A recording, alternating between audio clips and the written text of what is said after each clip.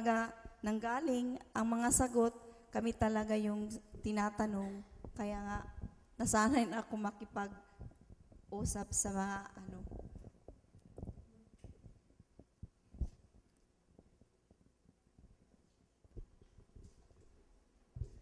Magandang hapon sa iyo. Ay, magandang hapon rin, Mayor. Nadinig ko yung sinabi mo at nakita ko yan dun sa aming BHW na nangyari din noon. Na hindi nakakapagsalita, hindi nakakalapit sa mayor, hindi nakakalapit sa kahit kanino. Pero ngayon, napaka-empowered na nila. Ang dahilan ay mayroong private institutions at na sumali para siyang mag-bridge ng gap galing sa iyo at sa mayor. Kasi ang umpisa, hindi talaga pwede. Kailangan meron kayong kapartner na sa civil society o kaya foundation o kaya institutions like Ateneo na siyang makikipag-ugnayan sa mayor kasama kayo.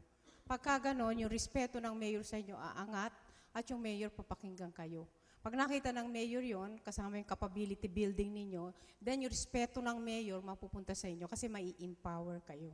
So yun ang nakikita kong intervention ng institutions at saka ng private companies. That somebody has to go between them and the mayors. So that the mayor will see their greatness and what they're doing. Kasi yan ang diferensya talaga ng mayor, alam naman natin, ano?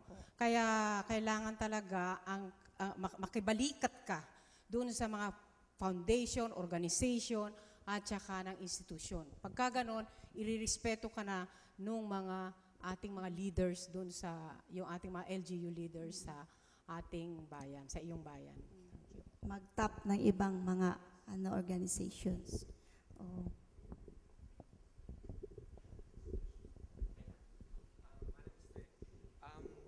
Binanggit niyo po kanina yung turismo.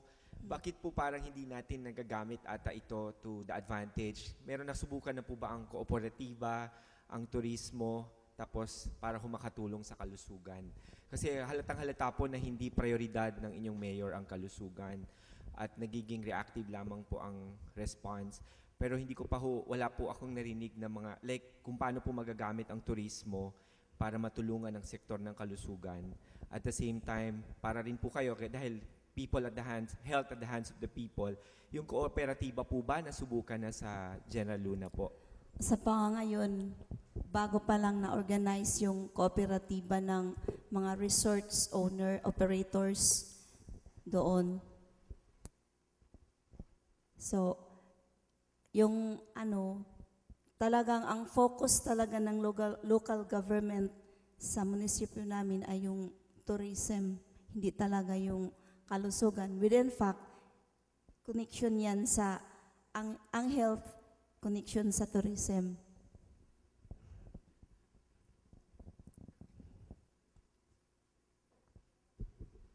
Anymore. Siguro huling katanungan na lang kay Manang Ostre para bilang pagsara ng ating pulong bahaginan na ito. Sa tingin niyo ho, magbabago yung kalagayan ng kalusugan ng General Luna kung ang namuno sa mga pagpaplano, sa pag-iisip, pagtugon sa kalusugan, si mayor lang o kaya si doktor lang at hindi kayo naging kabahagi ng prosesong iyon? Ano kaya ang itsura ng mga pagpaplanong ito o kaya ang kalusugan ng General Luna kung wala kayo sa equation? Siguro, hindi naman malaman ni Mayor kung ano talaga ang tunay na nangyayari sa sa community kung walang frontliners, wala yung BHWs kasi sa office lang sila. Si doctor din nasa RHU.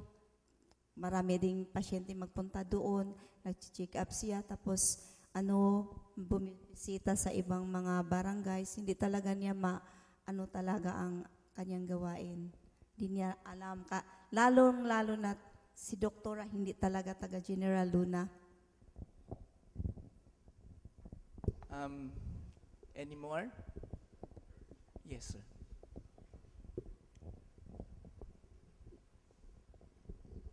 I am the Provincial Administrator of the Province of La Union. Ang nakikita ko naman dyan sa kwento mo, parang may problema sa mayor ninyo, local chief executive. Because in our experience, anywhere, ang local government chief executive, kung magaling, kaya ni Mayor Sonia, na dinig ko kaninang umaga, Mayor Robredo of Naga, you name it, Governor Padaka, magagaling.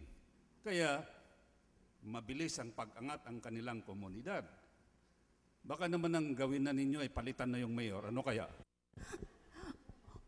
Kaya nga, kasi, yung mga tao doon, ngayon, na sana hindi pinalitan yung dating mayor. Kasi, yung mayor na incumbent ngayon ay galing sa ibang bansa. Umuwi lang sa General Luna, tapos tumakbo ng ginagamit yung pera, kaya nalo.